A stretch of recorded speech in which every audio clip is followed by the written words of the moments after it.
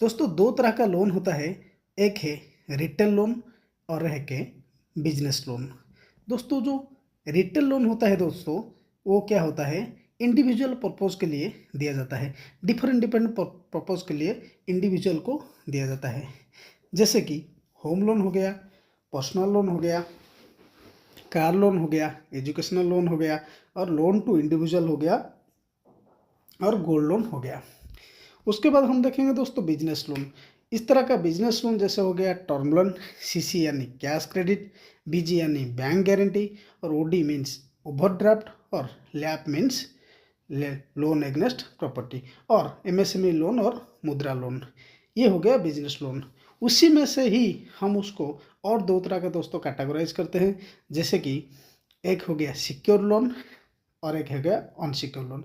Secure loan का मतलब आप समझ सकते हैं, जो बैंक कुछ चीज़ मर्गेज रख के जो लोन देता है उसको हम सिक्योर लोन बोलते हैं, और जिसमें कोई मर्गेज नहीं है, रियल टाइम बेसिस में हम उसको देते हैं, उसको अनसिक्योर्ड लोन बोला जाता है। दोस्तों सिक्योर लोन जैसे कि होम लोन हो गया, उसमें आपका लैंड, आपका घर, वो बैंक के पास मर्गेज रहा।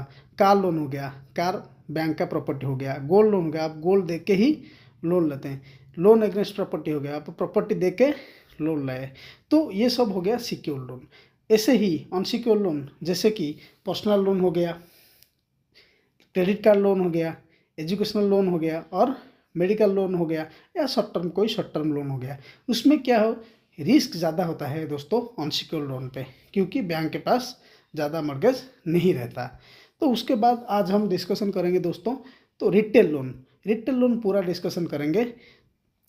इसको डिस्कशन करने से पहले मैं एक बात बताता हूँ दोस्तों, हम बड़े मेहनत से ये वीडियो आपके जानकारी के लिए लेते हैं, तो आपका फ़र्ज बनता है आप उसको देखें, और उसको देखते हैं तो सब्सक्राइब करें और लाइक करें।